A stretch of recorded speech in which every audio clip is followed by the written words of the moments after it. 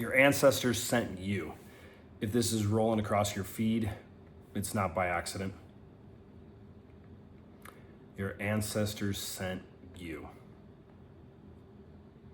If you're the kind of guy who has a deeper knowing that not he's just here for more in terms of his purpose and what he's here to contribute, but he can look at both sides of his family, his mom's side, his dad's side, and go, yeah, this wasn't really working too good. Let's call it what it is. Maybe you grew up in a family with alcohol, drugs. I mean, divorce is so common nowadays. It's more than half the marriages, it's what, 56%. The other 20, 30% probably aren't doing very well. Not exact statistics on that. And the people, your ancestors, your lineage, sent someone to be the motherfucker to break basically like a curse. Where families have lived in shame, in fear, anger, poverty, whatever it was, sexual abuse, addictions. A thing that's weird is I believe the universe, God puts certain callings or knowings in your heart, and hopefully they make sense as you get older. They might not make sense, or maybe they make a lot of sense when we're young. We just cover them up with fear and we don't know how to translate them. There's a book I really like that I think the first time I listened to it was like 2012, 2013. Back when I was in my late 20s. And it's called I Can See Clearly Now. It's by Dr. Wayne Dyer. And he's, I think, around 72, 75. He died a couple years after the book, I believe. He writes this book and then writes, these weird things when something seemed to be a problem when he was 18 that, years later turned out to be such a blessing. So it was like him looking back in the rearview mirror of his life, of how all these bad things happened and how he could really measurably look at them later of while they were so perfect for what he needed. Life's not always easy, as you know. And some of our obstacles, some of our challenges that come up as men, that if those are actually things that are, if you knew, like if God or your spirit guides or your angels or your loved ones that had passed came down here and said, hey, John, listen, you got to go through this, this, and this because here's what we're training you for. If you knew that, man, I got this problem. I'm dating, a girl that's really attractive, or I'm dating several women and I'm having a lot of sex, but this is not fulfilling. I don't know. I always thought, I want to have kids, I wanted to have a relationship, but I don't know, or this is the part we don't always tell ourselves. It's kind of like a big commitment. And what if this happens? Or I watch these bullshit red pill videos of, these guys with a bunch of childhood trauma, but they have Lamborghinis and cool suits or whatever it is. If you've watched this video for the 4 minutes that we're in, I believe you're that guy that's here to break the chains of your past family pain. And if you're still watching, you believe you're that guy as well, or at least you're curious, or you think, God, am I that guy? I think I am. If I look at the rest of my family members, who else would be, if not me?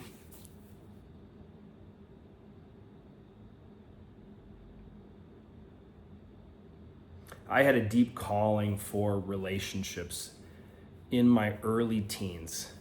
I can think of in my late teens or 20s, thinking that was weak, weird, gay, effeminate, like those kind of things. I had a deep knowing that made no sense to me that I was going to be helping people with relationships, guys with the relationships with themselves, helping men understand women, helping guys with their sex lives. Something in me knew almost 30 years ago.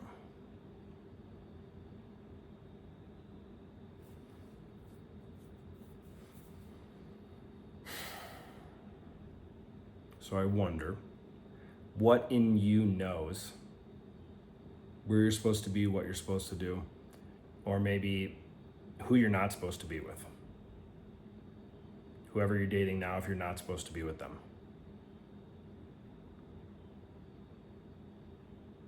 You hear these things online of people talking about the one. That's another way to say it. The one that's here to disrupt the lineage is not an easy path. The fact that you're watching this video and you're into personal development, that should be a clue. And sometimes as people, as guys, we just don't necessarily get a good look at ourselves, or maybe believe in ourselves enough to go, could that really be me?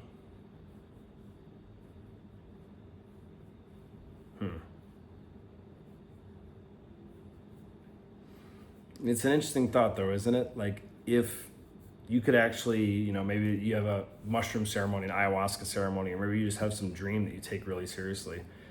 Or you could have some hallucinogen experience without hallucinogens in your living room.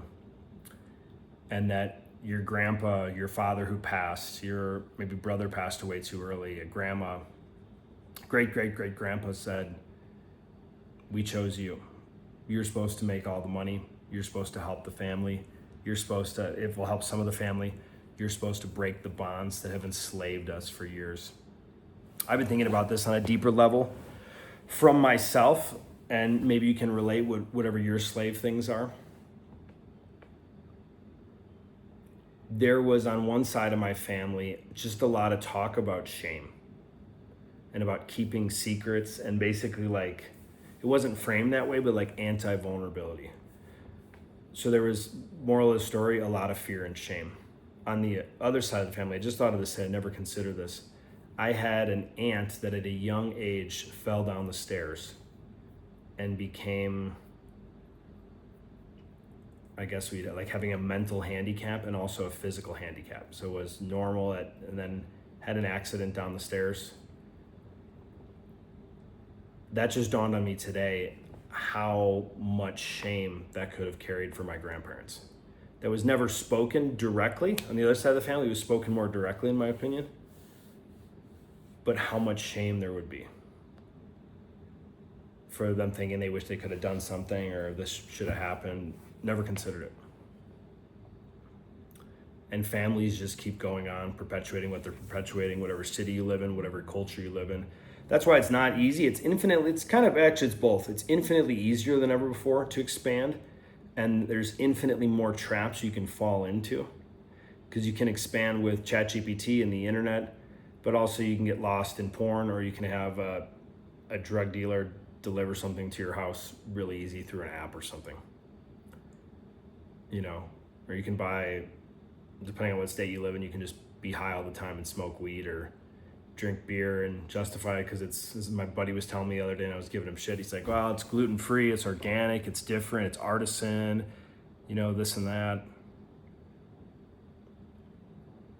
If you actually made a promise to yourself, to your lineage, that you were here to fuck some shit up, hundreds of years of pain, of doing their best, of fear, of shame, of suffering,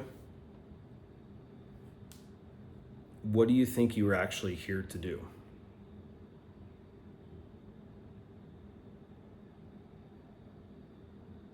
Are you here to not be addicted to stuff? Are you here to help people financially? Are you here to help yourself financially so you can help others? Are you here to live your purpose? Are you here to find out what that is? Are you here to be the first example of a healthy relationship in your family and to raise kids with two stable parents? That hasn't happened from what you can see on either side of the family. Are you the first one to actually lose weight and reverse health conditions that are said to be hereditary? What are you here to do? What would be the promise that you made to yourself, to your family, and what you're here to give in this lifetime?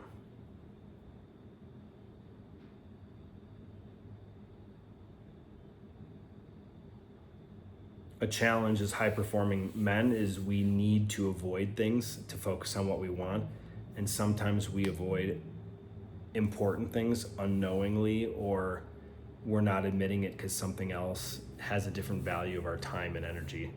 Like, we're settling for a lot of sex because we're actually avoiding intimacy, actual intimacy, emotional intimacy, not just physical, but both, because it's actually spicier, believe it or not, with one great woman. So what are you avoiding? What's that song in your heart of what you hear, of what you know you're here to do? See you soon.